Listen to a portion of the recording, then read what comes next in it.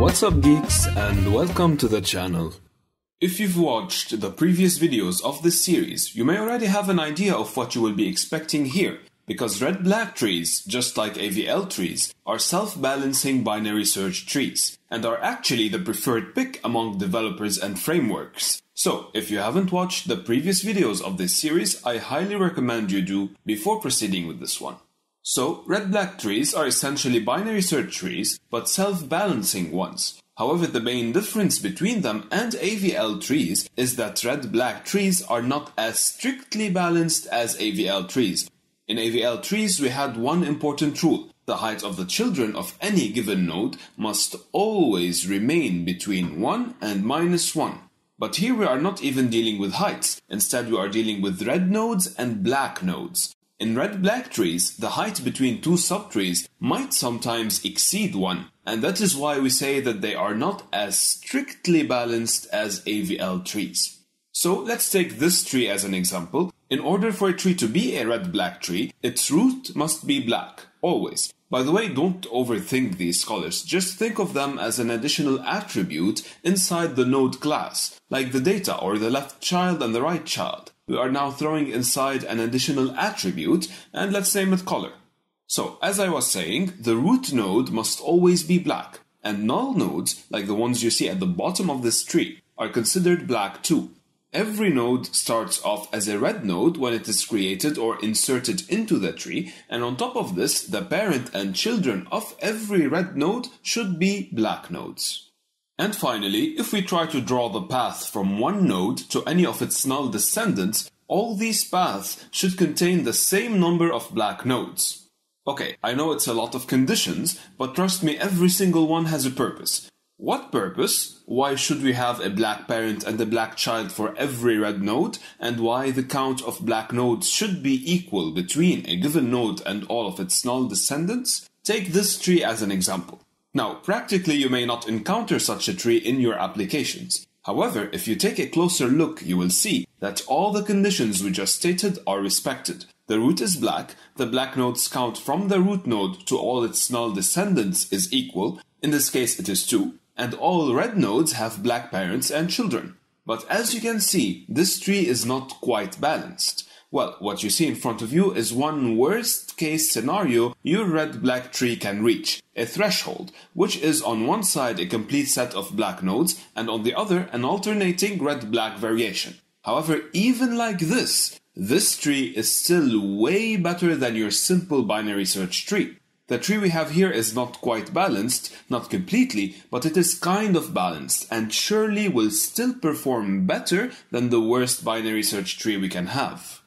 Now, if you had used the AVL tree implementation, it would have looked something like this. But here we have to ask the question, are these extra rotations worth the time they are taking? You see, to reach this state, we had to do way more than one simple rotation, and in some cases, the time taken by these rotations to perfect our tree can exceed the actual time we need to search for the item in a not perfectly balanced tree like the red-black tree one.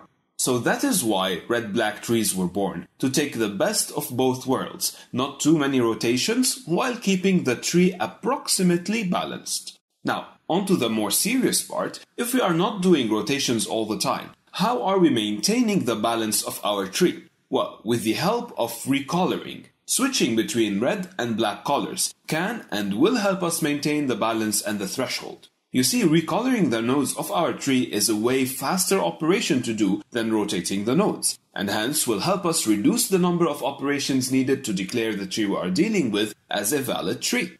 Now, similarly to AVL trees, in red-black trees we still have the 4 rotation situations we discussed, but this time another 4 will be added to them, and these cases will be resolved only with the help of recoloring the nodes. When will we do rotations and when will we recolor? Well, based on the sibling of the parent of the node we just inserted. If the sibling of the parent of the node we are adding is red, which means it is also not null, as null nodes are black, we can safely say that we do not need a rotation and we are fine with recoloring only.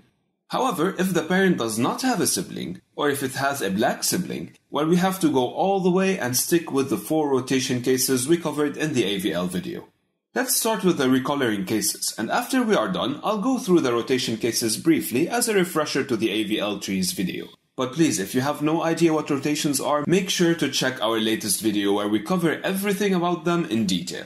Now, concerning recoloring, we just mentioned that the parent of the node we are inserting must have a sibling, and this sibling must be red. So, the tree or subtree you see in front of you could be a very good example of what I just said. Okay, so if we insert this node, or node 2, oh, and remember, when a node is inserted, it starts off as a red node, always. So in our example, we won't need to rotate anything, we just have to recolor the nodes we have. And that is how it's done. The coloring of the existing nodes is simply flipped. What was red becomes black, and what was black becomes red, except for the node we just inserted. And that's it. No need to do complex rotations or anything, we can just proceed by inserting another node, or do any other operation on the tree. Now, this was one out of 4 recoloring cases that we need to cover.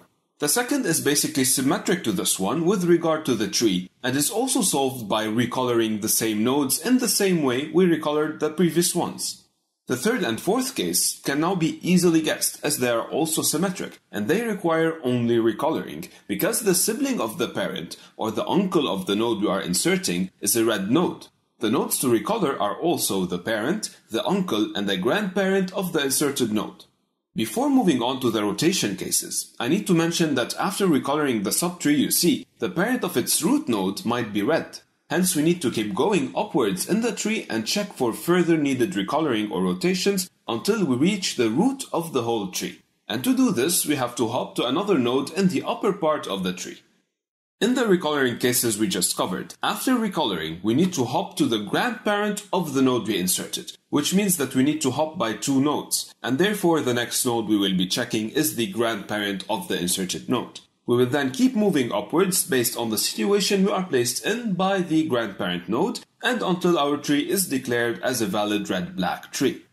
Now, let's go over the 4 rotation cases we previously covered. And let's start with the left-heavy and right-heavy situations. These are respectively resolved with a right or a left rotation on the grandparent of the node we inserted, as we saw in the AVL trees video.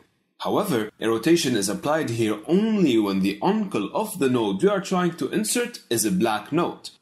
Additionally, after rotating, you may have noticed how the trees we obtained do not respect anymore the red-black tree rules we stated at the beginning of the video. So, on top of rotating, we will need to recolor the parent and the grandparent nodes of the node we inserted.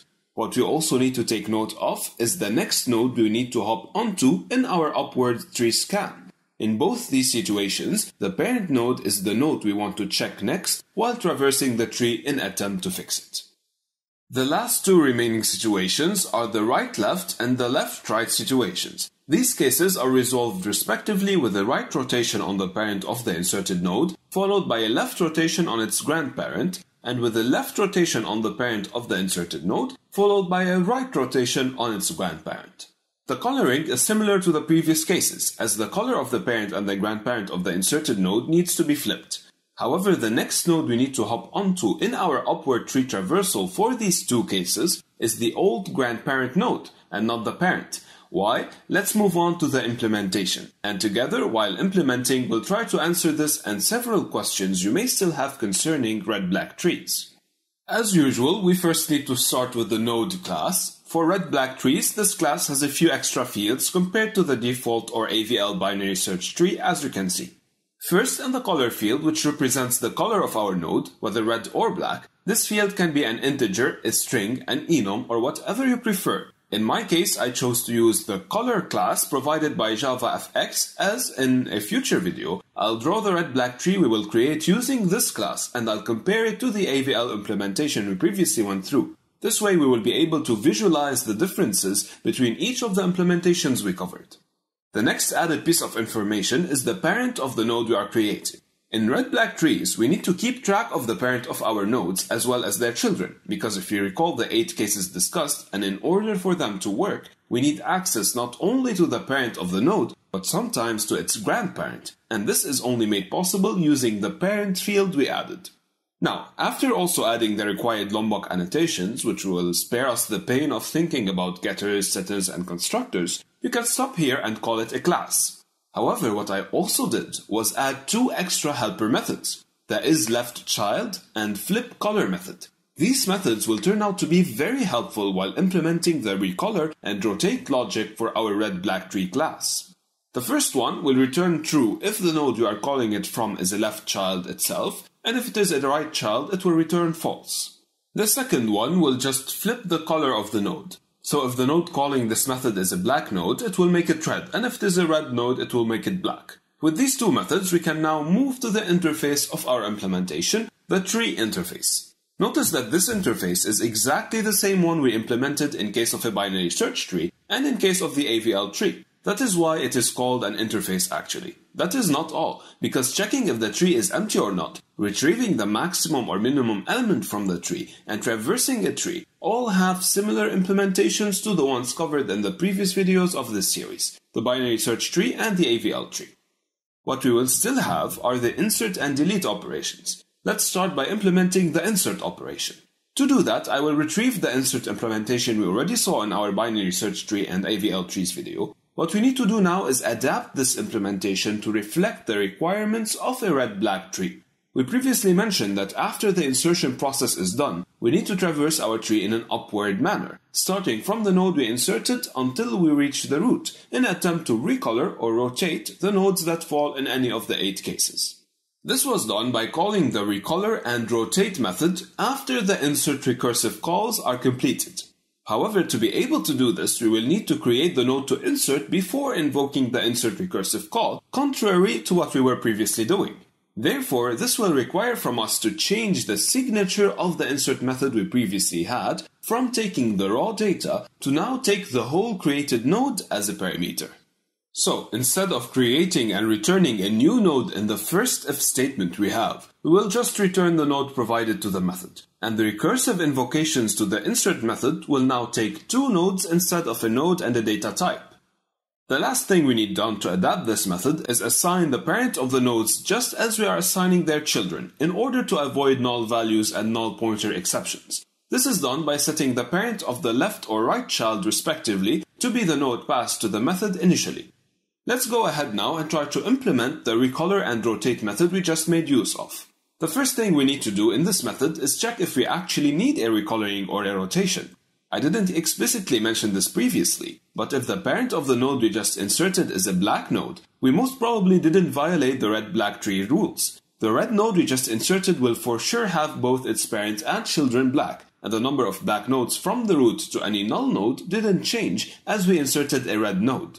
So, until we reach the root, we only need to recolor or rotate if the parent of the node passed to the method is a red node. This is represented by the if statement you see in front of you. Now, if the parent of the node is indeed a red node, then we have to retrieve the uncle of this node to base our case selection on it. So, if the uncle is red, we can stick with recoloring the nodes only. However, if the uncle is a black node, then we will need to rotate the nodes. This logic is represented by the if-else conditions you can see. So, if the uncle is present and is a red node, then we have to implement the recoloring logic. If the uncle is a black node and a left child, then we have to deal with either the left-heavy or left-right situation. And finally, if the uncle is a black right child, then we have to cover the right-heavy or right-left situations. For the recoloring part, we stated that we will need to flip the colors of the uncle, the parent, and grandparent nodes. Then, while moving in our upward tree traversal, we will move to the grandparent node, and that is what this recursive call to the Recolor and Rotate method is here for. This call will allow us to move in an upwards manner from the node we inserted to its grandparent node. Next, if we are in a left-heavy situation, a right rotation is needed on the grandparent node of the node we inserted, as well as a recoloring of both the parent and grandparent nodes as we previously mentioned. This was done using the FlipColor method already implemented. In the heavy situations, unlike recoloring, we will need to move to the parent node next, and this is done by invoking recursively the same method as you can see in front of you. Now, for the left-right situation, if the node we are inserting is a right and not a left child, then a left rotation is required on the parent of the inserted node, followed up by the right rotation we just wrote down on the grandparent of the node itself. However, for this situation, we have to hop to the grandparent node in our traversal and not the parent node.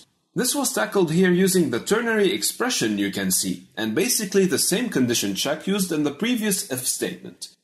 Concerning the right-heavy and right-left situations, they are symmetric to what we just covered. So in the case of a right-heavy situation, on top of recoloring both the parent and grandparent of the inserted node, a left rotation is needed on the grandparent. Moreover, in case of a right-left rotation, we have to do a right rotation first on the parent, followed by a left rotation we just added. The hopping is pretty similar to what we just saw, and uses the same condition of the if statement we have. The last thing we need to do to complete this method is explicitly color the root node as black, so that the first condition of the red black tree after we finish the traversal is met. Now that we are done with the implementation of the recolor and rotate method, let's go ahead and apply the required modifications on the previously implemented rotate right and rotate left methods. Let's suppose that's the initial tree we have, and want to perform a right rotation on it. Next to it, you can see the result of this rotation, what the tree should look like after the rotation is performed. The only difference between this implementation and the AVL tree one is that here we need to update the parent fields also and not only the children. So, as we previously did, we will first start by setting the right child of our left node to be the left child of our root, or the node passed to the method. So, in our example here, we are setting the 9 to be the right child of 10. Now, in some cases, especially when we are facing a left-heavy situation, this node is null, and to avoid null pointer exceptions, what we have to do is check if that's the case or not. If this node is not null, then what we have to do is set its parent to be the node variable. So, in our example, we set the node 10 to be the parent of node 9, which is similar to what we are expecting in the results. The next thing we need to do is modify the right child of our left node variable to be the node passed to the method, and it is now located to its right. So 10 will be the right child of 6. And consequently, the left node will now be the parent of our old root. And the parent of our old root, or the node passed to the method, will now be the parent of the left node. However, before setting the left node as the parent of the node variable, we have to do one last thing before this information is lost. What information? Well, we still haven't updated the children of the parent of the node variable. You see, the parent of node 6 is now pointing to whatever the parent of 10 was, but the parent of 10 isn't pointing to node 6. It is still pointing to node 10. And while traversing the tree, if this reference is not updated, everything we did would have been in vain. So let's implement this tiny helper method together. Inside this method, we have to first check if the parent of the old root was null, because if that is the case, then this node was the root of the whole tree, and node 6 in our case should become the root node of the tree. However, if this node was a left or right child, then we have to set the left node to be the left or right child respectively of its new parent. With this last addition, the rotate right method is now complete. Concerning the rotate left method, it should be pretty straightforward now, as it is symmetric to what we just implemented in regard to the tree. So, we have to start by setting the right child of the node passed to the method to be the left child of our right node variable, and then proceed by checking if this node is a null node or no. And if it isn't, we update its parent accordingly. The next thing we need to do is update the left child of the right node to be the node variable, and consequently, similarly to the rotate right method, we have to update the parent of the node passed to the method, the parent of the right node, and the children of the parent node of the whole tree or subtree we are trying to rotate. To do this final step, we can reuse the helper method we implemented a minute ago. With this, we finalize the implementation of the rotate left method, and with it, the insert operation.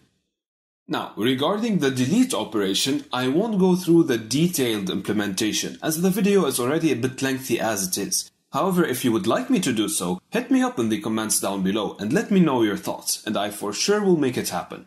So, to delete an element from the red-black tree, we have the same three scenarios we previously covered, which are deleting a leaf node, a node with a single child, or a node with two children. All these scenarios follow the same solutions discussed in earlier videos. Additionally, after deleting, just like after inserting, we have to fix our tree, as it may have violated the red-black tree requirements. However, what differentiates deleting over inserting is that while fixing our tree, we have to go downwards and not upwards. Therefore, and ideally, the new recursive recolor and rotate method implemented for the delete operation should start at the root, and while going downwards should check for potential node candidates that need to be recolored or rotated. After traversing our tree from top to bottom, we should have a valid red-black tree. So, that's it for this video. I hope it was helpful. Thank you guys for watching, take care, and I will see you in the next one.